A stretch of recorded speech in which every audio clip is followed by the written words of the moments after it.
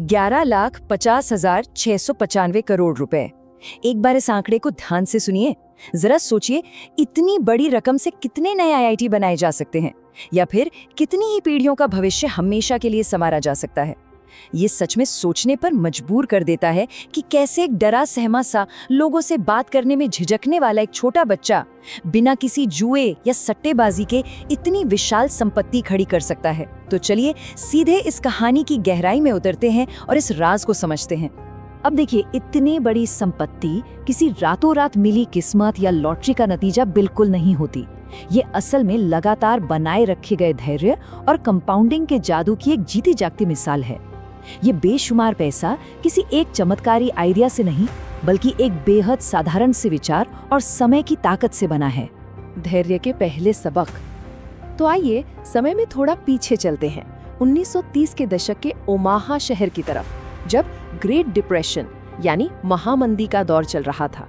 यहीं से इन विनम्र शुरुआत और कड़े संघर्षों की नींव पड़ी थी। काम की शुरुआत कितनी कम उम्र में हो सकती है, ये उसका एक बेहतरीन उदाहरण है। एक ऐसी माँ जो मानसिक रूप से अस्वस्थ थीं और जिनसे अक्सर मानसिक प्रताड़ना मिलती थी, उनसे बचने के लिए इस छोटे बच्चे ने खुद को अपने पिता की किताबों और छोटे मोटे कामों में डुबो दिया। महज 6 साल की उम्र में घर घर जाकर कोको कोला बेचना, 14 साल में पिनबॉल मशीन का बिजनेस शुरू करना और 15 साल की उम्र में 40 एकड़ जमीन खरीद लेना। ये सिर्फ पैसे कमाने की जिद नहीं थी, बल्कि सच कहूँ तो अपनी एक अलग और सुरक्षित दुनिया बनाने की कोशिश थी। यहीं पर आता है एक बहुत ही अहम मोड़, पहला निवेश। सिर्फ 11 साल की उम्र में सिटी सर्विस नाम की कंपनी का शेयर खरीदा गया। शेयर खरीदा और अचानक बाजार में उसकी कीमत गिर गई। घबराहट होना लाजमी था। फिर जैसे ही कीमत थोड़ी ऊपर आई, उसे थोड़े से मुनाफे के साथ तुरंत बेच दिया गया। पर उसके बाद जो हुआ वो किसी झटके से कम नहीं था।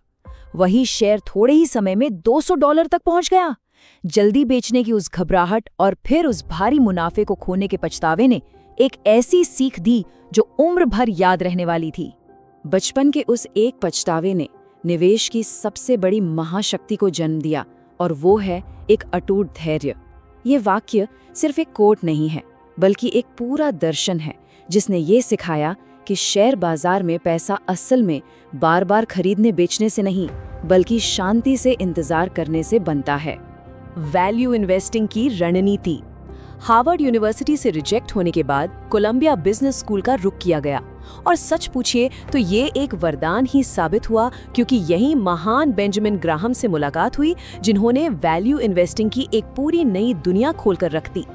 गुरु बेंजामिन ग्राहम का पूरा ध्यान सिर्फ और सिर्फ कंपनी के नंबर्स और बैलेंस शीट पर हुआ करता था। लेकिन वॉरेन बफेट ने गुरु से गणित तो बखूबी सीखा, पर उसमें अपना एक नया और बहुत जरूरी नजरिया जोड़ दिया, और वो था कंपनी का मैनेजमेंट। यानी सिर्फ आंकड़ों को ही नहीं, बल्कि उन इंसानों को और उनके काम करने के तरीके को समझना भी उतना ही जरूरी हो गया। इस दौरान एक बेहद रोचक रणनीति अपनाई गई, जिसे सिगार बट स्ट्रैटेजी कहा जाता है। इसे ऐसे समझिए, जैसे सड़क पर पड़ा कोई फेंका हुआ सिगार हो जिसमें बस एक आखिरी कश बाकी हो।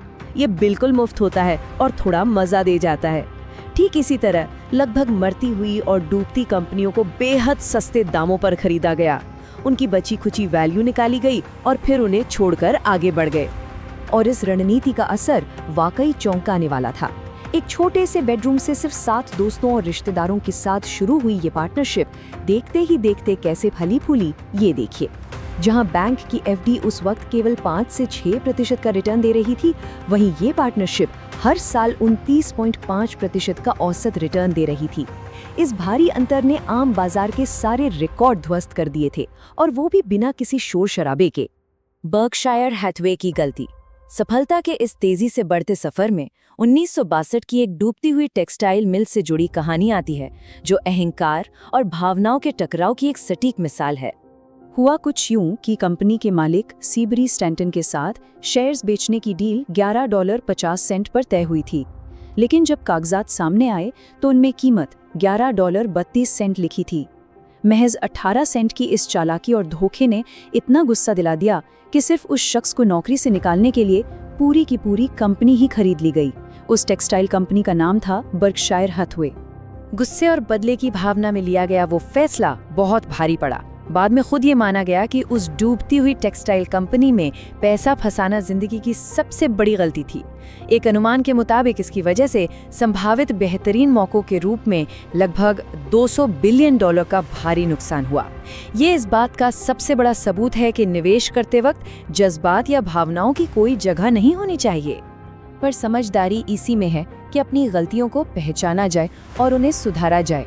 1967 आते आते इस टेक्सटाइल मिल को एक होल्डिंग कंपनी में बदल दिया गया। इसका मतलब है कि एक ऐसा वित्तीय ढांचा बन गया जिसके जरिए अब दूसरी बेहतरीन कंपनियों को खरीदा जा सकता था। एक डूबते जहाज को दौलत कमाने की एक जबरदस्त मशीन में तब्दील कर दिया गया। शानदार कंपनियों को खरीदना 1969 का वो दौर जब बाजार लगातार ऊपर जा रहा था और बेहद महंगा हो चुका था। तब 39 साल की उम्र में अपनी बेहद सफल पार्टनरशिप को पूरी तरह बंद करने का फैसला लिया गया। जरा सोचिए, जब हर कोई पैसा बना रहा हो तब बाजार के उस लालच के बीच अपना पैसा निकाल लेना, ये गजब के अनुशासन का प्रदर्शन था। और इसी अनुशासन को ये मशहूर वाकया पूरी तरह से बयान करता है। बाजार में जब हर कोई अंधाधुंध पैसा लगा रहा हो और कीमतों का बुलबुला बन रहा हो, तब सतर्क हो जाना चाहिए। और इसके उलट जब बाजार क्रैश होने पर हर तरफ खौफ का माहौल हो, तभी निवेश के सबसे बेहतरीन मौके तलाशने चाहिए। अब तक की कहानी में सिगार बट रणनीति पीछे छूट चुकी थी। बिजनेस पार्टनर चार्ली मुंगर की एक बहुत ही असरदार सलाह पर अब पूरा फोकस ऐसी कंपनियों पर आ गया जिनका ब्रांड बेहद मजबूत हो और जिनका बाजार पर एक तरह का एकाधिकार हो।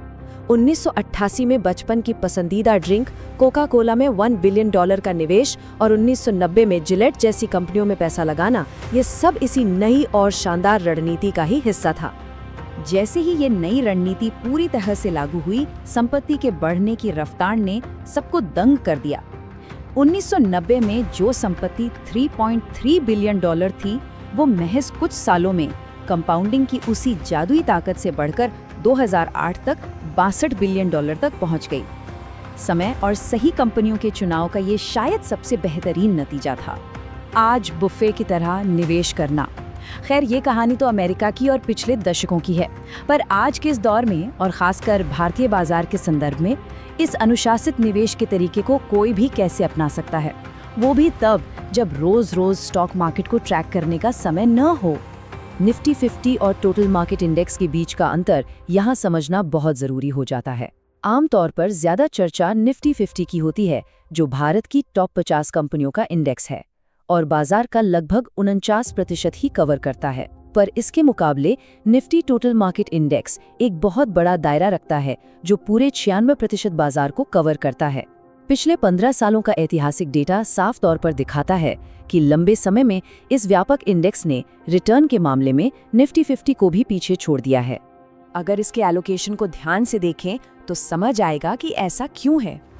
इस टोटल मार्केट इंडेक्स में जहां एक तरफ लार्ज कैप कंपनियों की स्थिरता यानी ठहराव है, वहीं दूसरी तरफ मिड और स्मॉल कैप कंपनियों की तेज ग्रोथ का हिस्सा भी शामिल है। ये इंडेक्स बिना किसी एक खास स्टॉक को चुने या रिस्क लिए पूरे भारत की विकास गाथा में एक बेहद संतुलित और ठीक वॉरेन बफेट जैसी निवेश शैली अपनाने का बेहतरीन मौका देता है।